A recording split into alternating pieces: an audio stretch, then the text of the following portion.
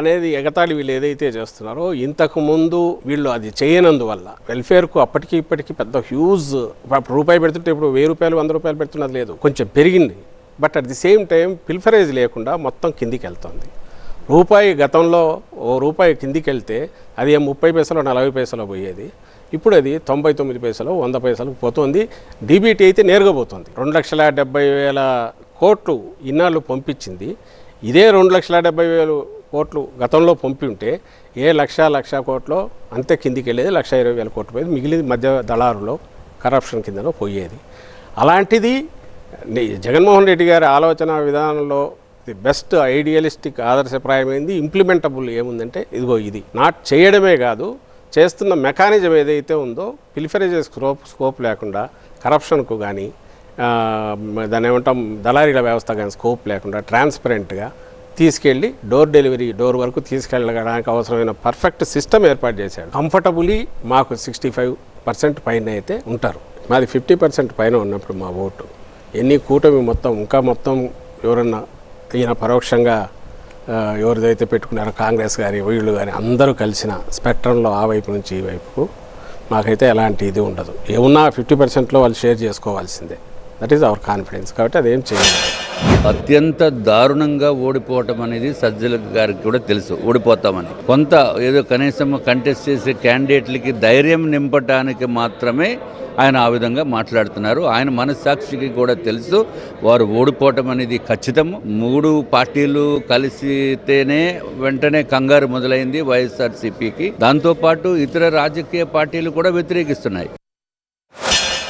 జగన్మోహన్ రెడ్డి గారిని అమ్మనా బూతులు వాళ్ళు తిట్టడం రోజు బహుశా ఇంత బరితెగించిన స్వేచ్ఛ వేరే చోట ఉంటుందని నేను ఎక్కడ అనుకోను. తిట్టగలుగుతున్నా దే ఆర్ గెటింగ్ అయితే లీడర్ హిమ్సెల్ఫ్, ఆయన వాళ్ళ లీడర్ ఆ పార్టీ లీడర్ తిడతాడు, కొడుకు తిడతాడు, ఇంకా ఎవరో కింద ఉండే వాళ్ళు రకరకాల బూతులు తప్ప వేరే వాళ్ళు మాట్లాడట్లా, వాళ్ళు తిడుతున్నారు. తిట్టి కూడా దే ఆర్ గెటింగ్ అవే తిట్టి అంతకంటే ఏం స్వేచ్ఛ వాళ్ళకి ఉంటుంది. ఎక్కడ ఆయన మోడీ మీద ఏదో అంటే ఎక్కడ వెతికి తీసుకుపోయి ఇంకో దగ్గర చేశారు. చంద్రబాబు నాయుడు ఎలాగో అక్కడ లేడు, ఆయన ఉండేది హైదరాబాద్ ఉంటారు, పవన్ కళ్యాణ్ ఇక్కడ ఉంటారు, ఇంకా ఎవరెవరు వాళ్ళ లీడర్లు హూ ఈజ్ హూ అంతా వాళ్ళకి ఎలాగో వస్తామనే నమ్మకమే లేదు. దానికి మించి విశృంఖలంగా బిహేవ్ చేసినా కూడా మేమేం చేయట్లేదు. ఏపీలో స్వేచ్ఛ ఉందా? అమ్మ బాబోయ్, ఇంతకంట జోక్ ఆఫ్ ద ఇయర్ లేకపోతే ఇంక తొందరగా ఏప్రిల్ ఫూల్ వస్తుంది 1 ఏప్రిల్లో, దాంట్లో వాడుకోమనండి. అసలు వాక్ స్వాతంత్రం లేనటువంటి పరిస్థితి ఆంధ్ర రాష్ట్రంలోనే ఉంది. భారతదేశంలో ఎక్కడైనా ఎవరైనా మామూలుగానే మాట్లాడచ్చు, కానీ ఆంధ్ర రాష్ట్రంలో మాత్రము అధికార పక్షం పైన కానీ వారు నేతల పైన మాట్లాడితే జైల్లోకి తీసుకుని వెళ్ళి లోపలికి పంపించేసే పరిస్థితి ఉంది. ఇది స్వేచ్ఛ ఉందని చెప్పడానికి మరి సజ్జల రామకృష్ణారెడ్డి గారు గౌరవనీయులు వారు ఏప్రిల్ 1 నాడు చెప్తే బాగుండేది ఈ మాట.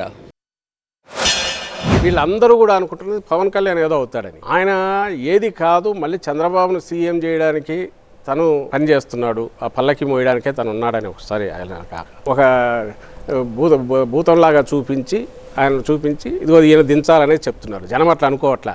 ఈయన ఎందుకు అనుకుంటున్నాడో కూడా చెప్పట్లా. ఈయన నోషనల్గా చంద్రబాబు స్క్రిప్ట్ ఏదిందో దాన్ని బేస్ చేసుకుని ఈయన అవుతున్నారు. పోనీ ఈయనకు సీట్లన్నా అందుకున్నారంటే మీరు గమనిస్తే మెల్లగా చాప కిందకి తోసేశారు, కానీ అది ఖచ్చితంగా డిస్కషన్కి రావాల్సిందే. 60-70 అయినా లేకపోతే కష్టం కదా, సీఎం అడగలేము అనుకుంటే అది పోయింది. ఆఖరికి నాంచి 24, దానికి ఆయన ఇంటర్ప్రిటేషన్ కూడా ఇచ్చారు. గాయత్రి మంత్రం అన్నాడు, ఇంకోటి అన్నాడు, ఏదో చెప్పాడు. ఆఖరికి ఆయన వచ్చేసి 21. అవి కూడా ఈయన క్యాండిడేట్లందరినీ పంపిస్తున్నాడు చంద్రబాబు నాయుడు. ఒరిజినల్ జనసేన ఆయనతో ఉండే వాళ్ళకి ఇవ్వట్లా.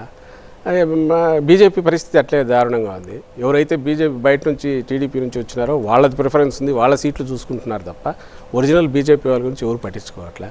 పవన్ కళ్యాణ్ చూస్తే నిజంగా నా పర్సనల్ ఒపీనియన్ కూడా ఇన్నాళ్ళు రాజకీయాలు చేసినప్పుడు తనకు ఒక విండో ఆపర్చునిటీ ఉంది. ఈ 10 ఏళ్ళకు ఒక 2 ఏళ్ళ ముందు జగన్మోహన్ రెడ్డి గారు పెట్టారు. మరి ఈయనలాగా ఇదయ్యారు, ఆయన ఎందుకు చేసుకోవాలా?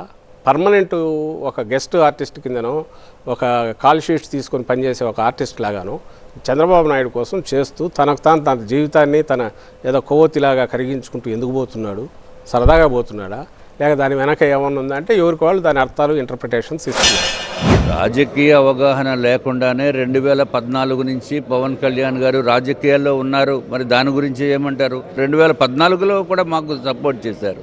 సో దీనికి ఆయన అట్లా మాట్లాడటం సరికాదు. వారికి తెలుసు ఏదో పబ్లిసిటీ ప్రజలకి కొంత ఏదో అవగాహన చెప్పుదామనే ఉద్దేశంతో మళ్ళీ ప్రజలందరూ కూడా కలిసి కూటమి అభ్యర్థులకి ఓటు వేస్తారనే ఉద్దేశంతో సజ్జల గారు ఆ విధంగా మాట్లాడుతున్నారు తప్ప పార్టీలో సీనియర్సు జూనియర్సు ఇక్కడ అట్లా ఏముండదు. జూనియర్ అయినా సీనియర్తోనే సమానము, కొత్త పాత కూడా సమానమే, అందరూ సమానమే. ఒకసారి పార్టీలోకి వచ్చిన తర్వాత ఎవ్రీవన్ ఈజ్ ఈక్వల్.